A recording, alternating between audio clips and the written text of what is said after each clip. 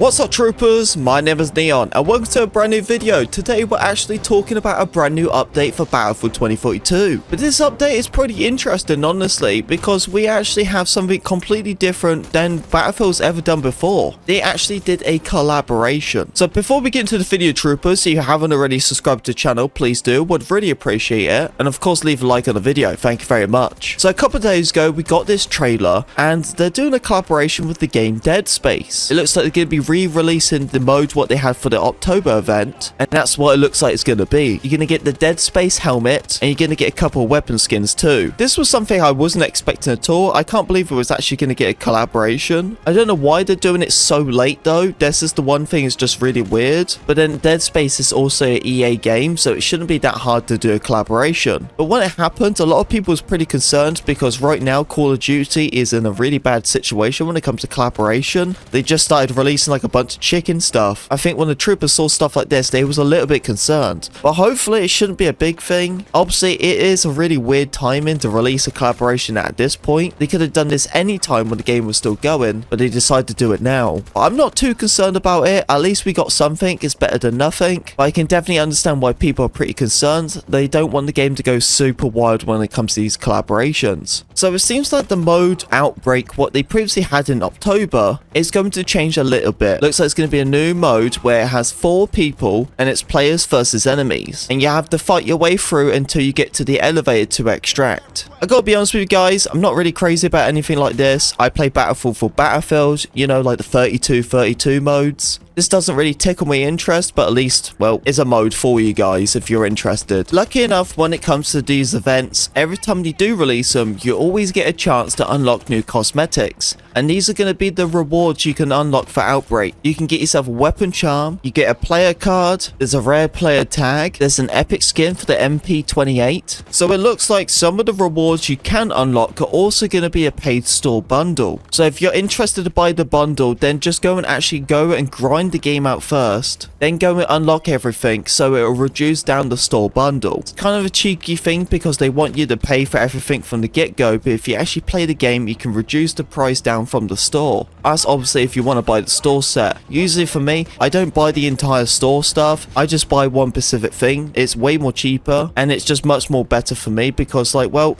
I don't want to get everything. I don't want the entire bundle. Maybe I just want the weapon skin. So when it came to season 1 troopers, we had the new launcher, the Straw, and well, they came out and it was pretty useless honestly. I didn't even use it. I think I've used it once since it came out, but everyone was just saying how bad it really was, and ever since it did come out, no one has used it at all. Well, it looks like that's going to be changing. Looks like they're going to give it a buff to actually make it usable. The first thing they wanted to change was lower the zoom and increase the field of view to help you troopers with a better visibility. So this is the one thing I'm not a big fan of. It looks like they're going to be changing the rocket sound, and you're only going to start hearing it when it's pretty much at you. Usually if it comes to a Liz missile, you can actually hear it when it starts coming from distance. The biggest problem is, what I'm pretty concerned about is that the audio cue never really works in this game. It's one thing hearing the audio cue of a launcher coming at you when it's really close, but half the time I can have an enemy tank right next to me and I don't even know. The Nightbird has got to change once again. It looks like they're going to be changing the mobility when it comes to that vehicle. They're saying it's just too easy, too lightweight, too twitchy to be flying around with. So it looks like they're going to try to make it feel more heavier. Honestly, they said they're going to try to make it feel like more like the attack chopper. When you're flying around with the attack helicopter, you can feel how much more heavier it is, and that looks like what they're going to be changing. Hopefully it doesn't change too much with the flow of the Nightbirds, as a lot of people like how fast they can really momentum around. But I'm not really a chopper pilot, so any of you guys who fly around, then please let me know how you feel about this when the change does happen. So this is something when it comes to the RAM. It looks like the 40mm cannon is going to be getting a change. It looks like they're going to be improving the result of the damage drop off by each blast. Last time they did something like this, they actually buffed the RAM and they made it really good. And the one thing I was really concerned about, and I was like, dude, the RAM is just going to go around and dominate everything, and it really did. It was super powerful, but it looks like they're going to be changing when it comes to the range, so the blast drop off is not going to be as severe when it comes to a lot more further ranges. Honestly though, I keep saying this, the RAM was already good as it is. It doesn't need to change. changed it was already overpowered, and they just keep making it better. If you use 2 C5s on the EBLC RAM and you do it on the back panel, you can actually take it out with 2 C5s now. Well, the hoverbike just got itself a nerf. It looks like it can be destroyed by one AA rocket launcher now. That's it. Before, you can usually get hit by it once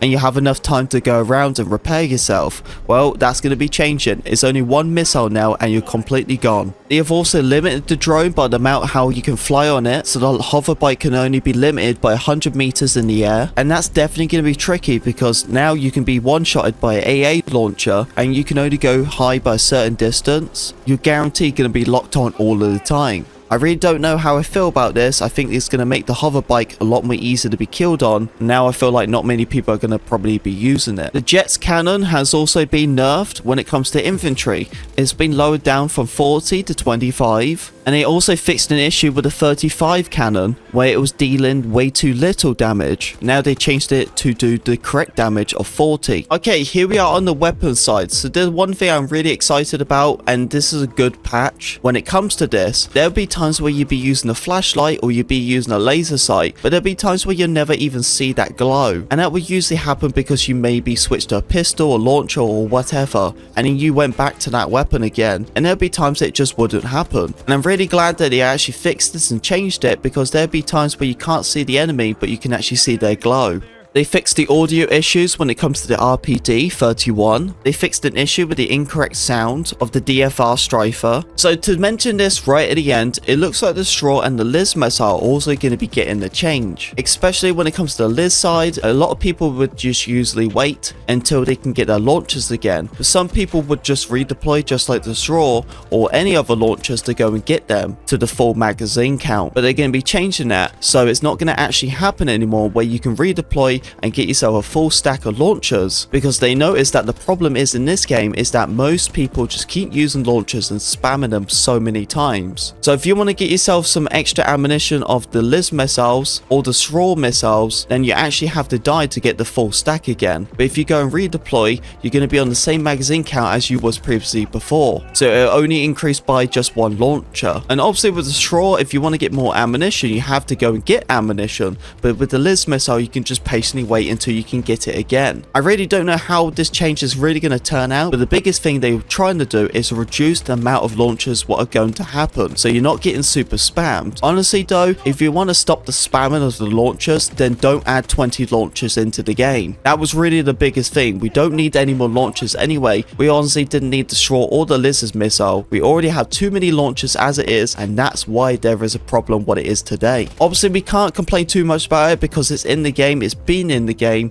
and there's nothing we can do about it, but hopefully something like this can reduce it and change the whole entire thing of the missiles. But there we go, troopers, that's all the juicy news for the brand new update. This update is going to be coming out on July 9th with its new game mode and its collaboration with Dead Space. But that's all the juicy news of the patch notes. I really hope this video helped you. Seems like everything is more focused on vehicle based than anything. This is definitely probably one of the biggest vehicle updates I've seen in a while, so I'm very interested to see how it's going to change the game entirely. Anyway, troopers, thank you very much for listening to me talk. If you did enjoy the video, don't forget to leave a like, comment, subscribe, be a part of the Pink Wig Army, and I'll see you on the battlefield.